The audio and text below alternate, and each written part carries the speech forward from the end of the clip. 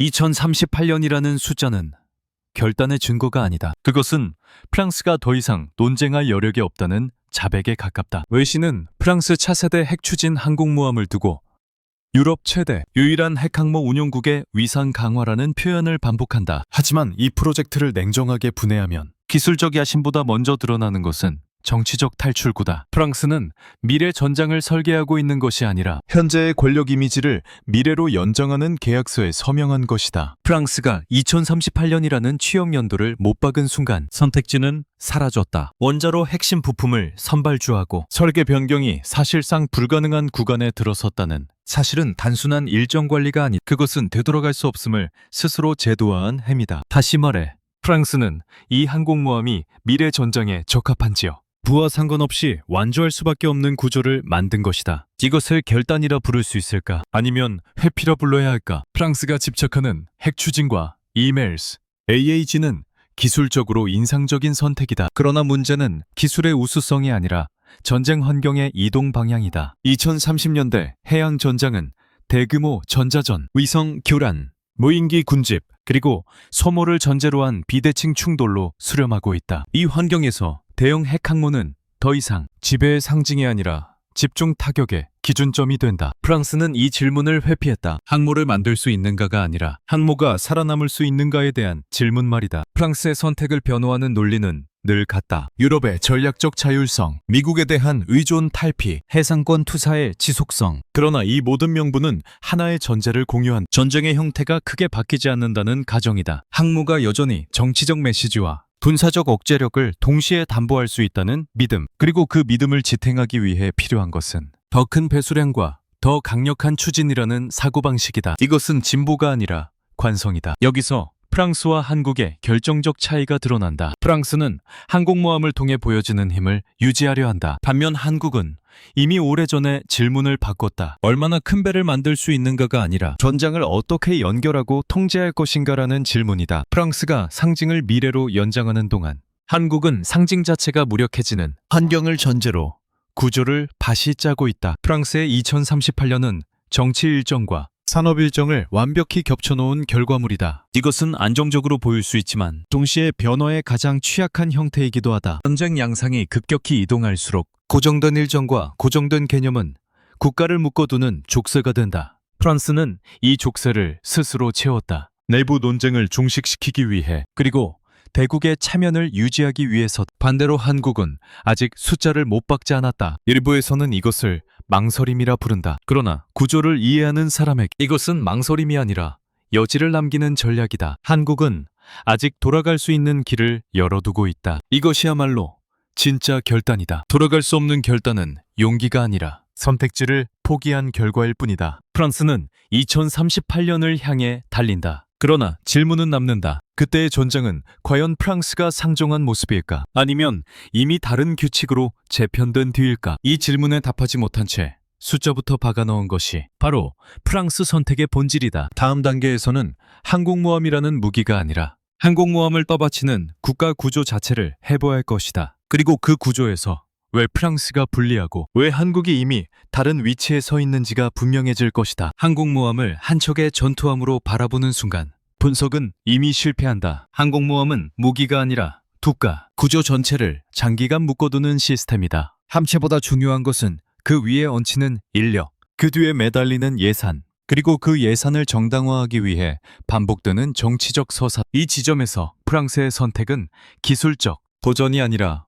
구조적 부담의 고정화로 읽힌다. 프랑스 차세대 항공모함 사업은 단일 플랫폼을 넘는다. 원자로 연료 주기, 승조원, 양성 체계, 함재기 운용 인프라, 해외 기항과 원정 지속 능력, 그리고 이 모든 것을 뒷받침하는 정치적 합의가 수십 년 단위로 고정된다. 문제는 이 구조가 유연하지 않다는 데 있다. 항공모함은 전쟁이 아니라 평시에도 국가를 소비한다. 운용을 멈출 수 없고 축소하기도 어렵다. 한번 시작하면 예산과 인력이 계속 빨려 들어간다. 프랑스는 이 사실을 모를 리 없다. 그럼에도 선택했다는 것은 달리 말해 다른 선택지를 감당할 정치적 여력이 없었다는 뜻이다. 프랑스가 자주 내세우는 논리는 항공모함은 산업동원의 상징이라는 주장이다. 수백 개 협력사, 중소기업 참여, 단기 일자리 창출, 표면적으로는 매력적인 그림이다. 그러나 이 구조는 동시에 산업을 하나의 거대 프로젝트에 종속시킨다. 일정이 미끄러지면 정치 문제가 되고 비용이 늘면 전략적 자율성이라는 이름으로 덮는다. 생산 시스템이 전전을 따라가는 것이 아니라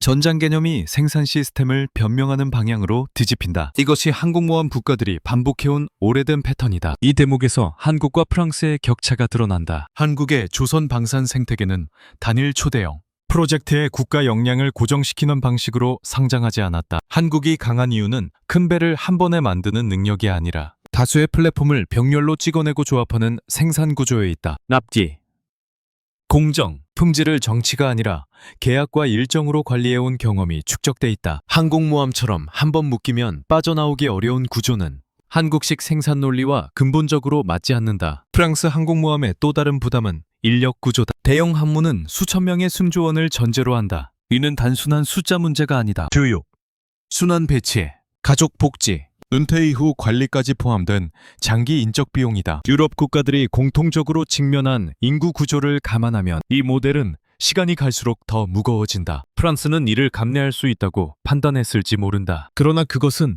가능하다와 합리적이다를 혼동한 판단에 가깝다. 반면 한국은 이미 인구 감소를 전제로 전력 구조를 다시 짜고 있다. 병력 의존도를 줄이고 자동화와 통합 운영을 확대하는 방향은 선택이 아니라 필수다. 이런 조건에서 항공모함은 더 이상 최적해가 아니다. 오히려 국가 구조와 충돌하는 요소가 된다. 한국이 CBX라는 이름의 항공모함 구상을 과감히 접은 이유는 기술 부족이 아니라 국가 구조와 맞지 않는 무기를 굳이 끌어안지 않겠다는 판단이었다. 프랑스의 항공모함은 명확하다. 하나의 상징을 위해 국가 구조를 맞춘다. 한국의 방향은 다르다. 국가 구조에 맞지 않는 상징은 과감히 버린다. 이 차이는 미묘해 보이지만 장기적으로는 결정적인 전쟁 양상이 빠르게 변할수록 고정 비용이 큰 시스템은 국가의 발목을 잡는다. 프랑스는 항공모함을 통해 지속성을 확보하려 하지만 그 지속성은 변화에 대한 저항으로 작동할 가능성이 크다. 결국 항공모함은 질문을 던진다. 이 국가가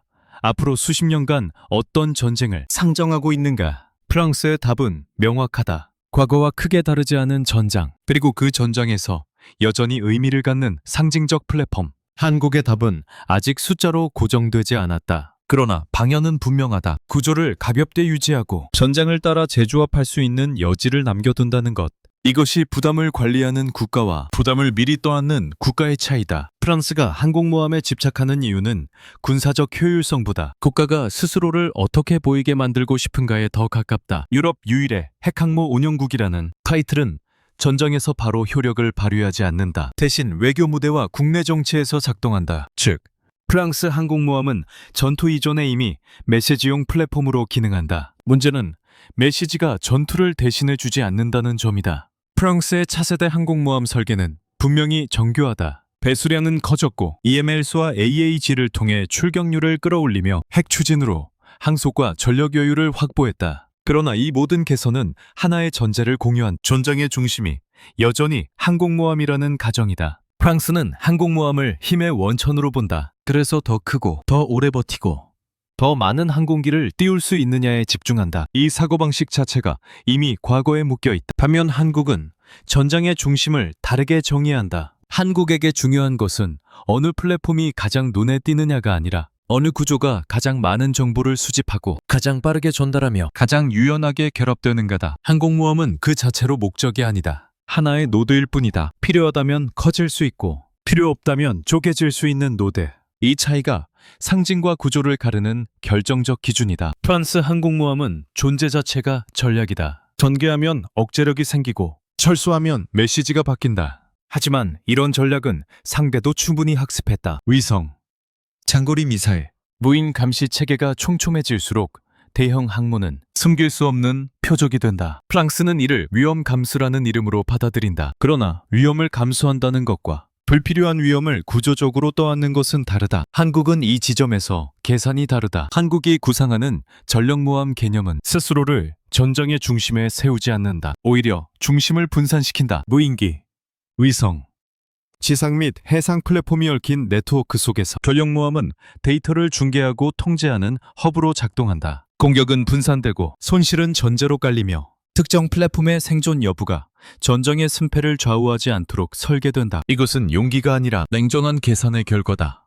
프랑스가 항공모함으로 보여주려는 것은 여전히 강대국이다라는 선언이다. 한국이 전력구조로 증명하려는 것은 전장의 흐름을 통제할 수 있다는 능력이다. 선언은 박수로 끝나지만 통제는 상대의 선택지를 줄인다. 이 차이는 외교적 수사로는 가려질 수 있지만 실제 충돌 상황에서는 그대로 드러난다. 더 중요한 것은 이 두 선택이 산업과 교리에서 만드는 파급. 프랑스 항공모함은 모든 것을 하나의 플랫폼에 집중시킨다. 설계, 인력, 예산, 정치적 정당성이 그 위에 얹힌다. 반대로 한국의 구조는 분산과 결합을 전제로 한다. 무인기 숫자를 늘릴 수도 있고 데이터 링크를 바꿀 수도 있으며 특정 플랫폼을 교체해도 전체 구조는 유지된다. 이는 기술의 문제가 아니라 사고방식의 문제다. 프랑스는 항공모함을 통해 과거의 문법을 가장 완성도 높게 구현하려 한다. 한국은 항공모함 이후의 문법을 먼저 실험하고 있다. 어느 쪽이 더 안전한 선택인지는 각자의 정치 환경에 따라 다를 수 있다. 그러나 어느 쪽이 더 오래 살아남을 가능성이 높은지는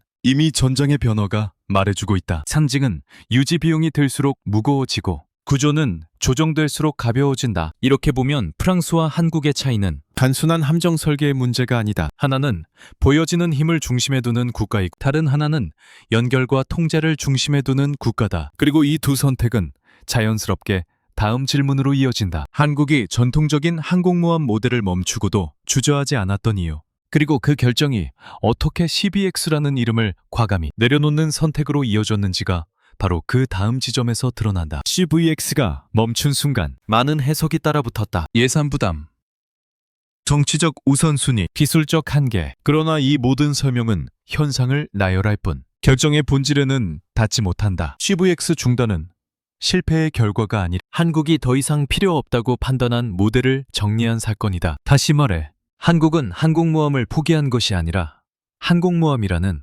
개념이 전제하고 있는 전쟁의 형태를 먼저 부정했다. CVX는 유인 함재기를 중심에 둔 전통적 경항모 구상이었다. 이 모델은 시작부터 구조적 부담을 안고 있었다. F-35B 운용을 전제로 한 순간 항공모함은 곧바로 미국의 운용 체계, 유지, 보수 구조, 훈련 규범과 결박된다. 이는 단순한 장비 선택 문제가 아니다. 전시 운용 교리, 평시 훈련 사이클, 심지어 위기 상황에서의 작전 자율성까지 외부 체계에 종속되는 구조다. 한국은 이 종속이 만들어낼 장기 비용을 정확히 계산했다. 유인 함재기 중심 항모의 비용은 항상 선체 이후에 폭발한다. 항공기 도입 비용보다 더 큰 것은 시간당 비행 비용, 정비 인력, 예비 부품, 그리고 연간 유지비다. 여기에 미군 체계와의 연동을 전제로 한 각종 인증과 규격이 더해지면 항공모함은 더 이상 한국의 무기가 아니라 외부 시스템의 연장선이 된다. CVX는 이 지점에서 이미 전략적 유연성을 잃고 있었다. 한국이 CVX를 멈춘 이유는 비싸서가 아니다. 비싼 무기는 한국에게 낯설지 않다. 문제는 비용이 아니라 구조였다. 한번 도입하면 되돌릴 수 없고 줄일 수도 없으며 다른 방향으로 틀기도 어려운 무기 체계. 그것이 바로 CVX가 상징하는 구시대 항모 모델이었다. 한국은 이 모델을 감당할 수 없어서가 아니라 감당할 이유가 없어서 내려놓았다. 이 결정이 의미 있는 이유는 타이밍에 있다. CVX는 아직 본격적인 건조 단계로 들어가지 않았다. 정치적 명분과 예산이 굳어지기 전에 한국은 스스로 브레이크를 밟았다. 이것은 흔치 않은 선택이다. 대부분의 국가는 이미 투입한 비용과 체면 때문에 방향을 바꾸지 못한다. 프랑스가 2038년을 못 박으며 돌아갈 길을 끄는 것과 정확히 반대의 장면이다. 한국은 돌아갈 수 있는 상태에서 돌아섰다. CVX 중단 이후 등장한 유무인, 전력모함 구상은 급조된 대안이 아니다. 오히려 CBX 논의 과정에서 드러난 모든 구조적 문제를 전제로 다시 설계된 결과물이다. 유인기를 중심에 두지 않음으로써 인력 부담을 줄이고 무인기를 전제로 함으로써 소모를 전략에 포함시키며 플랫폼을 하나의 전장 허브로 재정의했다. 이는 후퇴가 아니라 전제 조건의 교체다. 중요한 점, 이 전환이 기술적 모험이 아니라 산업적 계산 위에서 이뤄졌다는 사실이다. 한국은 이미 무인기, 데이터 링크, 함정 통합 전투체계, 조선 생산성이라는 요소를 동시에 보유하고 있다. CVX는 이 자산들을 충분히 활용하지 못하는 모델이었다. 반대로 유무인 전력모함은 이 자산들이 가장 효율적으로 결합되는 구조다. 한국은 새로운 능력을 기다린 것이 아니라 이미 가진 능력에 맞는 무기를 선택했다. CVX를 계속 밀어붙였다면 한국은 하나의 상징을 얻었을지 모른다. 그러나 그 상징은 장기적으로 선택지를 줄였을 것이다. 한국은 그 유혹을 끊었다. 항공모함을 가지지 않는 국가로 보일 위험보다 구시대 전쟁 모델에 묶일 위험이 더 크다고 판단했기 때문이다. 이 판단은 감정이 아니라 계산의 결과다. 이렇게 CBX를 정리한 결정은 자연스럽게 다음 단계로 이어진다. 항공모함을 포기하지 않으면서도 항공모함이 지닌 구조적 약점을 제거하려는 시도. 유인기 중심의 해상 활주로가 아니라 유무인 전력을 통제하고 증폭시키는 전력모함이라는 새로운 형식이 왜 등장할 수밖에 없었는지, 그 필연성이 바로 그 지점에서 모습을 드러낸다. 핵추진을 둘러싼 논쟁은 언제나 항공모함으로 쏠린다. 그러나 이 시선 자체가 이미 프랑스식 사고에 갇혀있다. 핵추진의 가치는 더 큰 배를 더 오래 움직인다는데 있지 않다. 진짜 가치는 은밀성, 지속성, 예측 불가능성이 결합되는 영역에서 폭발한다. 그리고 그 영역은 항공모함이 아니라 잠수함이다. 프랑스가 핵추진 항공모함을 고집하는 이유는 명확하다. 한속거리와 전력 여유, 그리고 무엇보다 자주성이라는 정치적 상징이다. 자국 연료로, 자국 원자로로, 자국 항모를 운용한다는 메시지는 강하다. 그러나 이 자주성은 전장에서 곧바로 효율로 환산되지 않는다. 오히려 대형 핵항모는 더 많은 감시 자산과 보호 전력을 요구하고 더 복잡한 작전 계획을 전제로 한다. 핵추진이 제공하는 장점이 항모에서는 가시성과 취약성이라는 비용과 동시에 발생한다는 점을 프랑스는 의도적으로 희석시킨다. 한국의 핵추진 논의는 출발 전부터 다르다. 한국에서 핵추진이 의미를 갖는 지점은 보여주는 힘이 아니라 보이지 않는 억제력이다. 잠수함은 전개 사실 자체가 메시지가 되지 않는다. 대신 상대는 항상 존재 가능성을 계산해야 한다. 이 차이는 결정적이다. 항공모함은 전개되면 정치적 파장을 만들지만 잠수함은 전개되었는지조차 알 수 없게 만든다. 현대해양전에서 어느 쪽이 더 부담스러운지는 설명할 필요도 없다. 핵추진 잠수함 논의가 한국에서 다시 부상한 이유도 여기에 있다. 이는 감정적 민족주의나 기술 과시가 아니다. 연료 공급, 농축 수준,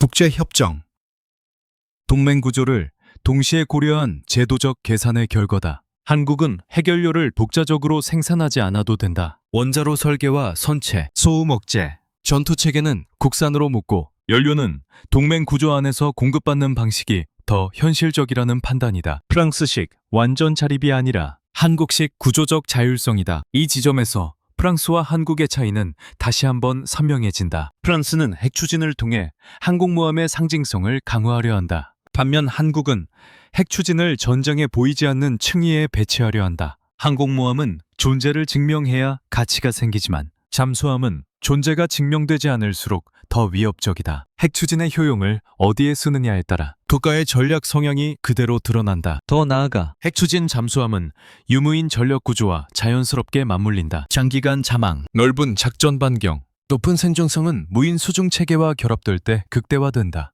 이는 대형 플랫폼 하나에 힘을 집중시키는 모델과 정반대의 방향이다. 프랑스가 항공모함으로 전력을 수렴시키는 동안 한국은 잠수함과 무인 체계를 통해 전력을 분산시키면서도 통제력을 유지하는 구조를 설계하고 있다. 핵추진을 항공모함에 먼저 적용한 프랑스의 선택은 이해할 수 있다. 그들에게 항모는 국가 정체성의 일부이기 때문이다. 그러나 이해할 수 있다는 것과 따라갈 가치가 있다는 것은 전혀 다른 문제다. 한국에게 핵추진은 상징을 강화하는 수단이 아니다. 전장을 더 복잡하게 만들고 상대의 계산을 끊임없이 흔드는 도구다. 이 차이는 기술 수준의 문제가 아니라 전쟁을 바라보는 시선의 차이다. 결국 질문은 이렇게 바뀐다. 누가 더 큰 핵추진 함정을 가지는가가 아니라 누가 핵추진을 가장 조용하게, 가장 치명적으로 사용하는가라는 질문이다. 프랑스의 답은 항공모함이다. 한국의 답은 잠수함이다. 그리고 이 선택은 자연스럽게 다음 장면으로 이어진다. 프랑스가 하나의 상징에 미래를 걸었다면 한국은 어떻게 여러 개의 구조를 결합해 다음 세대 해양전쟁의 주도권을 선점하려 하는가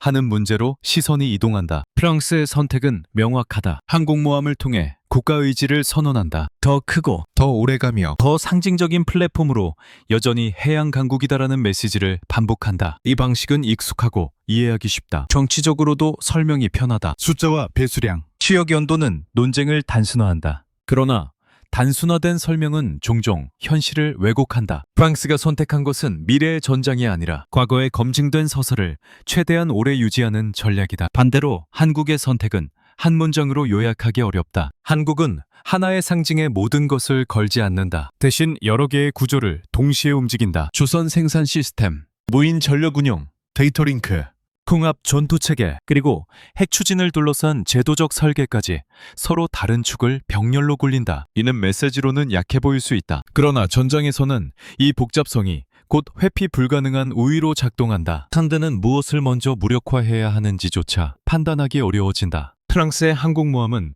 존재 자체로 완결된 무기다. 반면 한국의 전력모함과 잠수함, 무인 체계는 서로를 전제로 존재한다. 하나가 사라져도 구조는 유지되고 일부가 손실되어도 전체 기능은 살아남는다. 이 차이는 단순한 설계 철학의 문제가 아니, 소모를 전제로 전쟁을 상정하는 국가와 상징을 보존하려 전쟁을 관리하려는 국가의 차이다. 어느 쪽이 더 냉정한지는 이미 분명하다. 프랑스는 2038년이라는 숫자로 미래를 고정했다. 그 연도는 약속이자 족쇄다. 정치 일정과 산업 일정이 겹쳐진 그 순간부터 항공모함은 전략이 아니라 필수가 된다. 선택의 여지가 사라진다. 한국은 아직 숫자를 박지 않았다. 일부는 이를 망설임이라 부른다. 그러나 구조를 이해하는 입장에서 이것은 망설임이 아니라 시간을 통제하는 능력이다. 언제든 방향을 조정할 수 있다는 것은 준비가 덜 됐다는 뜻이 아니라 준비가 과잉이라는 뜻에 가깝다. 중요한 것은 누가 먼저 취역하느냐가 아니다. 누가 먼저 전쟁의 규칙을 바꾸느냐다. 프랑스가 항공모함으로 재현하려는 것은 20세기 후반의 해상권 투사 모델이다. 한국이 설계하고 있는 것은 21세기 중반을 향한 분산, 연결, 통제의 모델이다. 이 두 모델은 같은 길 위에 있지 않다. 따라서 추월이나 경쟁이라는 표현 자체가 성립하지 않는다. 한국은 다른 경로를 택했고 그 경로는 더 빠르게 진화하는 전장과 정면으로 맞닿아 있다. 프랑스의 항공모함은 국제사회에서 분명 주목을 받을 것이다. 그러나 주목과 영향력은 다르다. 영향력은 상대의 행동을 바꾸는 힘에서 나온다. 무인 전력, 데이터 흐름, 잠수함의 은밀성, 그리고 생산성과 확장성을 결합한 구조는 상대에게 지속적인 불확실성을 강요한다. 이것이 한국이 쌓고 있는 힘의 성격이다. 조용하지만 집요하고 눈에 띄지 않지만 계산을 바꾸게 만드는 힘이다. 프랑스는 항공모함으로 우리는 아직 여기에 있다고 말한다. 한국은 구조로 전장은 이미 달라졌다고 말한다. 하나는 선언이고 다른 하나는 설계. 선언은 반복해야 유지되지만 설계는 한번 자리 잡으면 스스로 작동한다. 이 차이가 시간이 지날수록 격차로 드러날 것이다. 그리고 이 모든 흐름을 하나로 묶어보면 한국이 항공모함을 언제 만드느냐보다 훨씬 중요한 질문이 자연스럽게 떠오른다. 한국은 어떤 개념으로 먼저 전장을 지배하려 하는가? 그리고 그 선택이 이미 어떤 형태로 움직이기 시작했는가 하는 문제다.